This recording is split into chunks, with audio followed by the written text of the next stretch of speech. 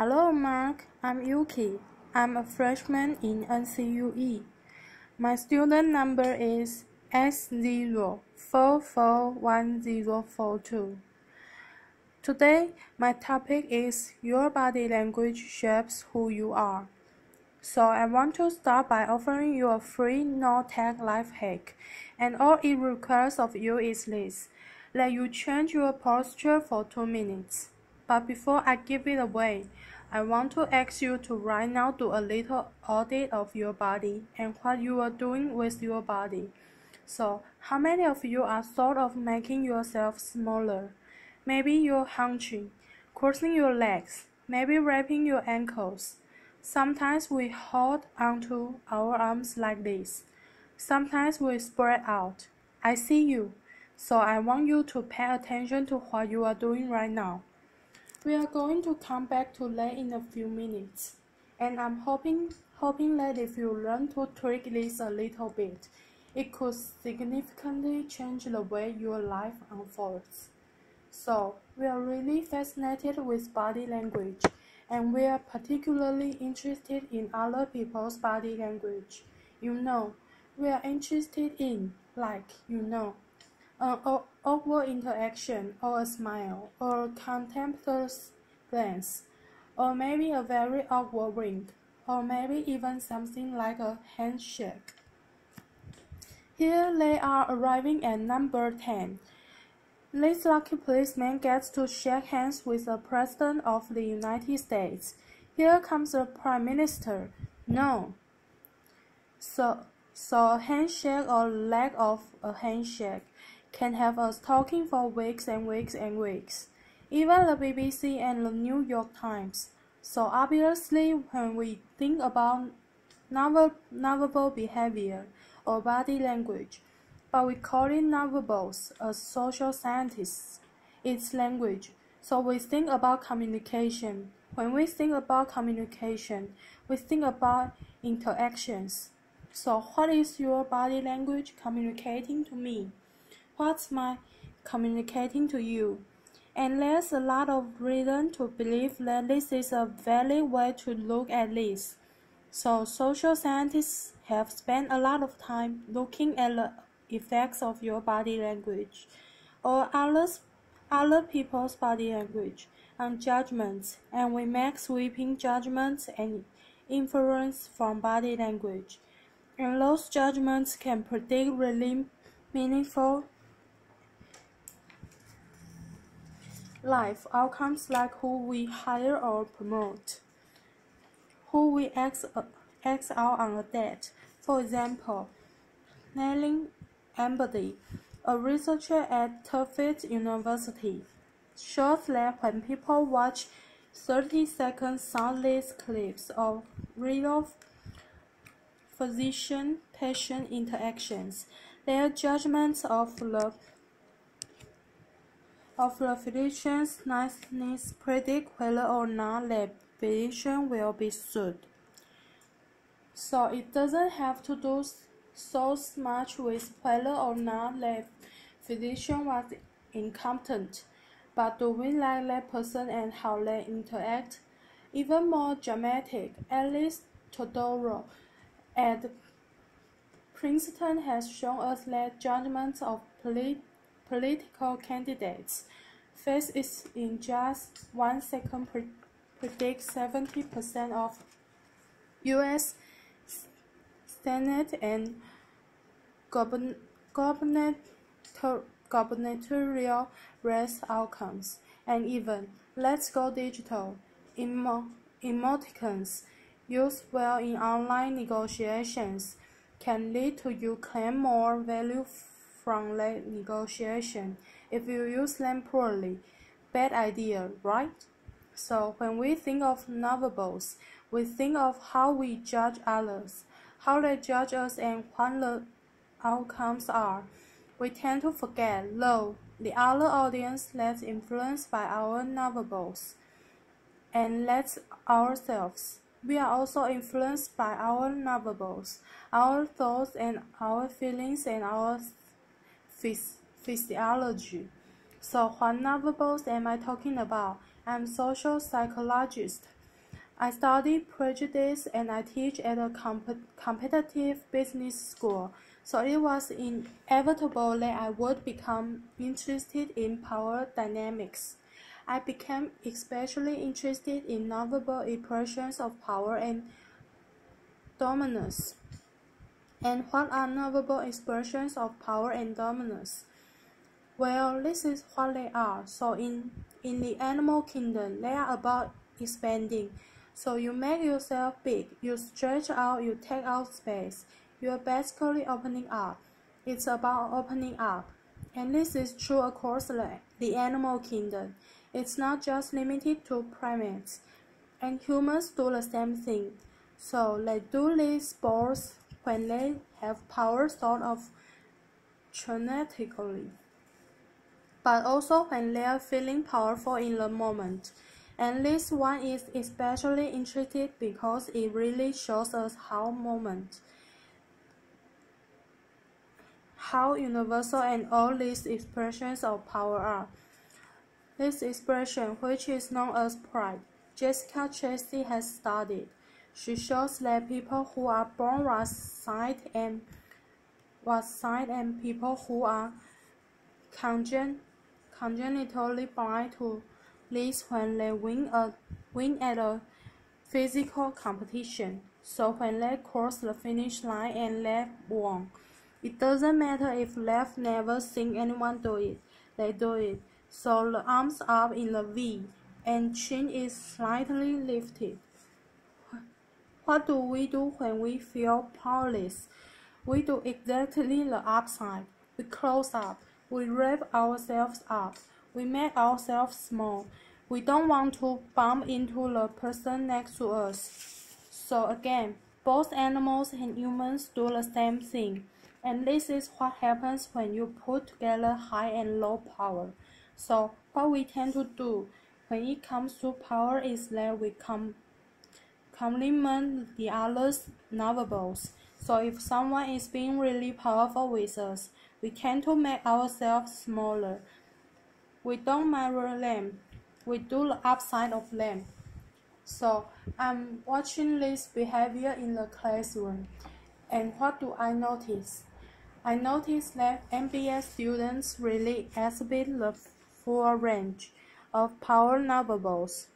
So you have people who are like caricatures of authors, really coming into the room. They get right into the middle of the room before class even starts. Like they really want to occupy space. When they sit down, they are sort of spread out. They raise their hands like this. You have other people who are virtually collapsing when they come in. As soon as they come in, you see it on their faces and their bodies. And they sit in their chair and they make themselves tiny. And they go like this when they raise their hand. I noticed a couple of things about this. One, you are not going to be surprised. It seems to be related to gender. So women are much more likely to do this kind of thing than men. Women feel cognitively less powerful than men, so this is not surprising. But the other thing I noticed is that it also seems to be related to the extent to which the students were participating and how well they were participating. And this is really important in the MBA classroom because participation counts for half the grade. So business schools have been struggling with this gender grade gap. You get these equally qualified women and men coming in, and then you get these differences in grades. And it seems to be partly attributable to participation. So I started to wonder, okay, so you have these people coming in like this, and they're participating. It is possible that we could get people to fake it and would lead them to participate more. So my main collaborator, Dana Carney, who is at Berkeley, and I really wanted to know, Can you fake it till you make it? Like, can you do this just for a little while and actually experience a behavioral outcome and that makes you seem more powerful? So we know that our novels govern how other people think and feel about us. There's a lot of evidence, but our question really was, do our novels govern how we think and feel about ourselves? There's some evidence that they do. So, for example, we smile when we feel happy, but also we were forced to smile by holding a pen in our teeth like this. It makes us feel happy, so it goes both ways. When it comes to power, it also goes both ways. So when you feel powerful, you're more likely to do this. But it's also possible that when you pretend to be powerful, you are more likely to actually feel powerful. So the second question really was, so we know that our minds change our bodies, but is it also true that our bodies change our minds? And when I say minds, in the case of the powerful, what I am talking about, so I am talking about thoughts and feelings and the sort of physiological things that make up our thoughts and feelings. And in my case, that's hormones. I look at hormones. So what do the minds of the powerful versus the powerless look like? So powerful people tend to be, not surprisingly, more assertive and more confident, more optimistic. They actually feel they are going to win even at games of chance. They also tend to be able to think more abstractly. So there are a lot of differences. They take more risks. There are a lot of differences between powerful and powerless people. Physiologically, there also are differences on two key hormones: testosterone, which is the dominance hormone, and cortisol, which is the stress hormone. So what we find is that high power alpha males is primate hierarchies have high testosterone and low cortisol, and powerful and effective leaders also have high testosterone and low cortisol. So what does that mean? When you think about power, people tend to think only about testosterone because that was about dominance. But really, power is also about how you react to stress. So do you want a high-power leader that's dominant, high on testosterone, but really stress-reactive? Probably not, right? You want the person who's powerful and assertive and dominant, but not very stress-reactive, a person who's laid back. So we know that in primate hierarchies, if an alpha needs to take over, if an individual needs to take over an alpha role sort of suddenly, within a few days, that individual's testosterone has gone up significantly, and his cortisol has dropped significantly. So we have this evidence, both that the body can shape the mind, at least at the facial level, and also the raw changes can shape the mind. So what happens? Okay, you take a raw change. What happens if you do that at a really minimal level, like this tiny manipulation, this tiny intervention? For 2 minutes, you say, I want you to stand like this, and it's going to make you feel more powerful. So this is what we did. We decided to bring people into the lab and run a little experiment. And these people adopted for 2 minutes. either high power poses or low power poses. And I'm just going to show you 5 of the poses, although they took on only 2. So here's one, a couple more. This one has been adopted the Wonder Woman by the media.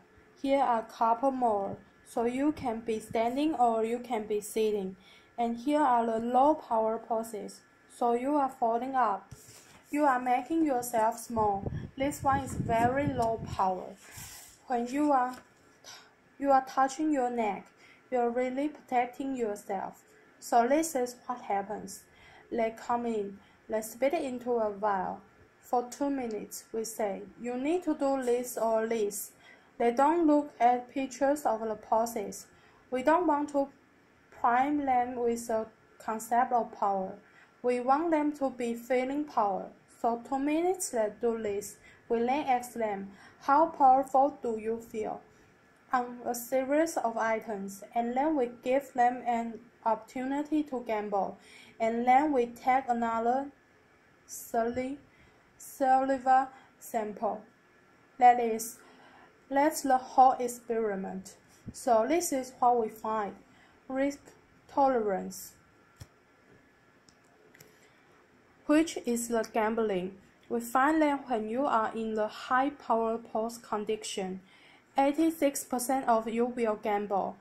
When you are in the low power pose condition, only 60%, and that's a whopping significant difference.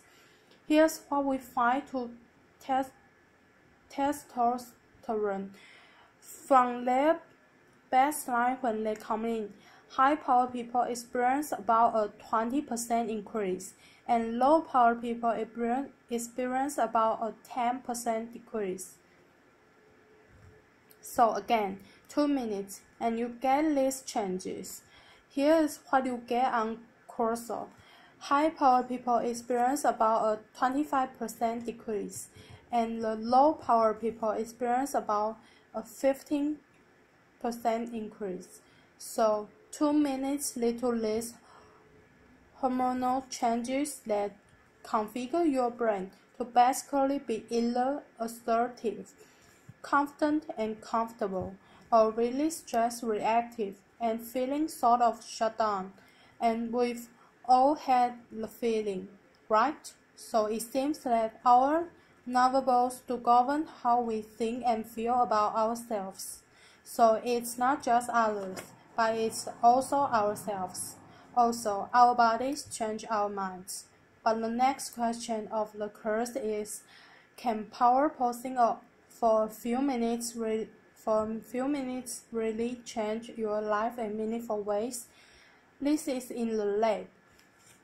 It's this little task. It's just a couple of minutes. Where can you actually apply this? Which we care about, of course, and so we think where you want to use this is evaluative situations, like social threat situations. Where are you being evaluated? Either by your friends. For teenagers, it's at the lunchroom table. For some people, it's speaking at a school board meeting. It might be giving a pitch or giving a talk like this or doing a job interview. We decided that the one that most people could relate to because most people had been through what was a job interview. So we published these feelings and the media are all over it, and they say, okay, so this is what you do when you go in for the job interview, right? You know, so we were, of course, horrified and said, oh my God, no, that's not what we mean at all. For numerous reasons, no, don't do that. Again, this is not about you talking to other people. It's you talking to yourself. What do you do before you go into a job interview? You do this. You are sitting down. You are looking at your iPhone or your Android, and not trying to leave anyone out. You are looking at your notes. You are hunched up, making yourself small, when really what you should be doing maybe is this, like in the bathroom, right? Do that. Find 2 minutes. So that's what we want to test, okay? So we bring people into a lab and they do either high or low power poses again. They go through a very stressful job interview. It's 5 minutes long. They are being recorded. They are being judged also, and the judges are trained to give non-verbal feedback. So they look like this. Imagine this is the person interviewing you. So for 5 minutes, nothing, and this is worse than being heckled. People had this. It was Marie LaFrance's course, standing in social quicksand. So this really spikes your cortisol. So this is the job interview we put them through, because we really wanted to see what happened. We then have these coders look at these tabs.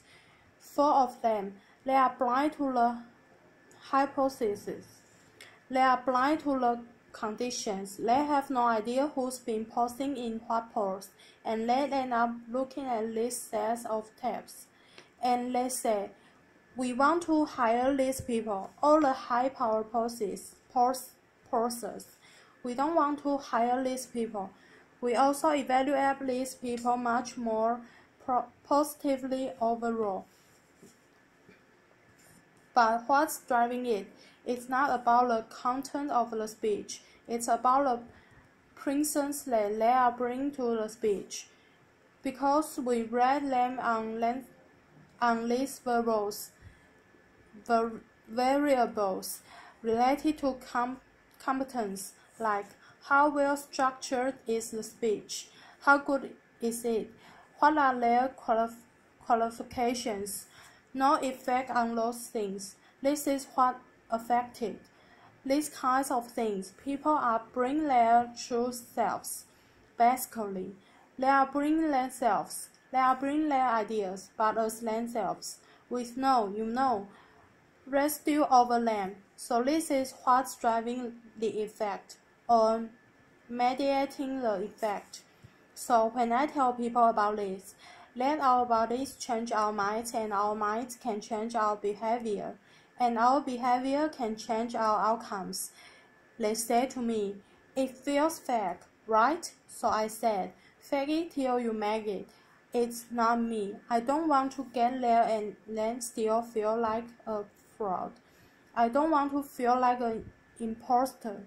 I don't want to get there only to feel like I'm not supposed to be here.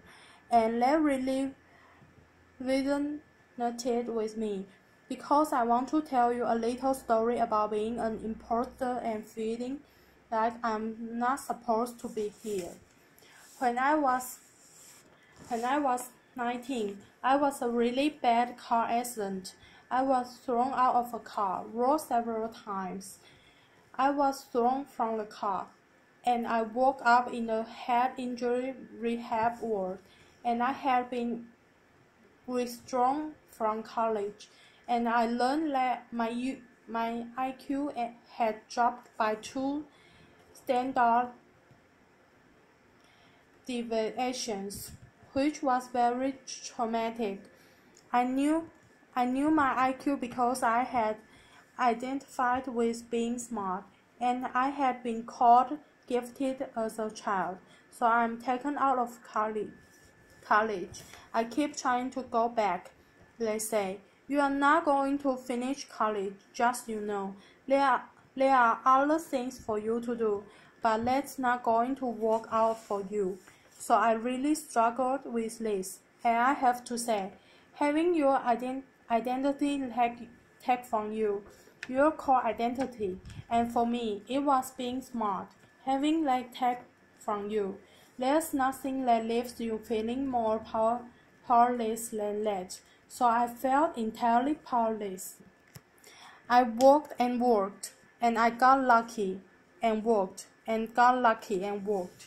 Eventually, I graduated from college. It took me 4 years longer than my peers, and I convinced someone, my angel advisor, Susan Fix, to take me on, and so I ended up at Princeton, and I was like, I am not supposed to be here.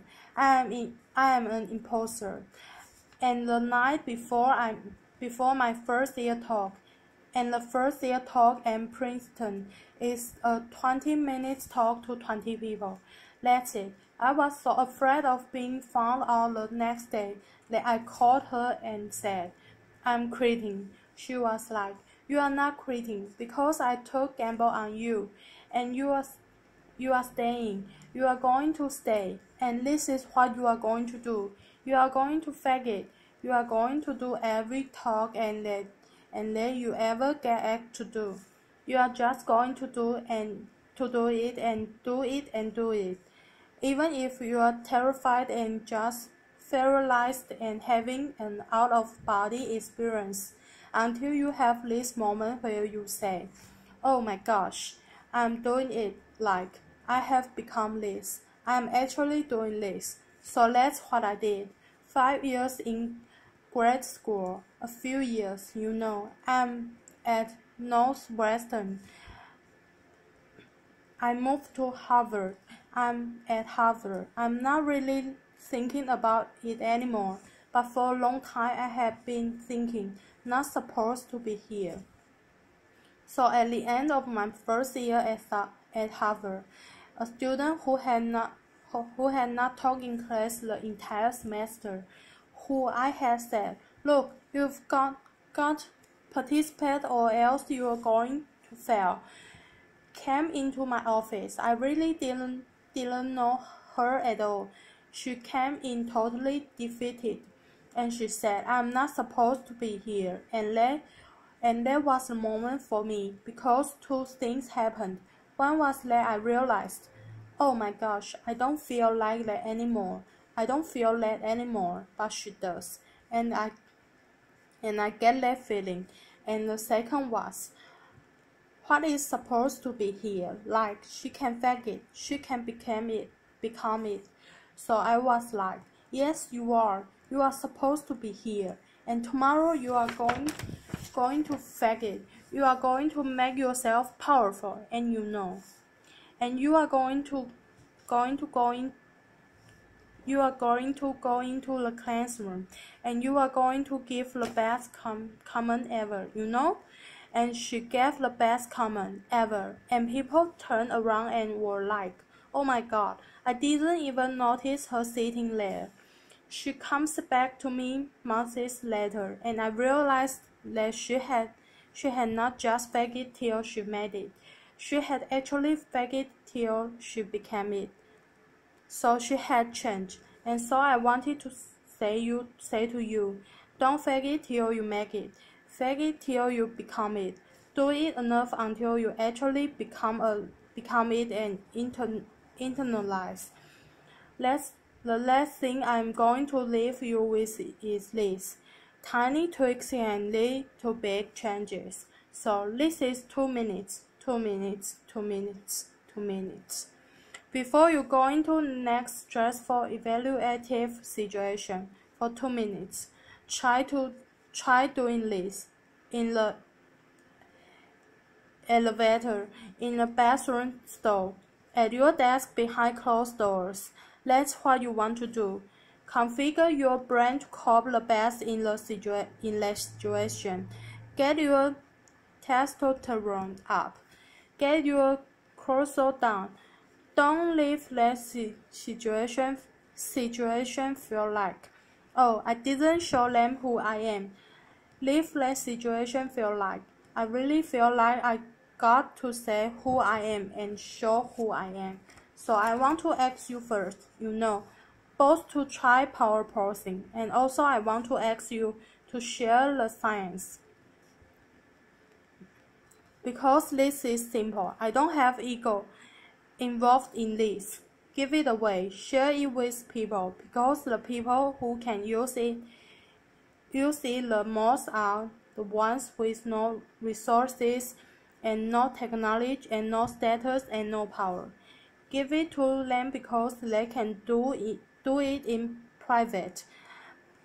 They need their bodies, privacy, and 2 minutes. and it can significantly change the outcomes of their life. Thank you.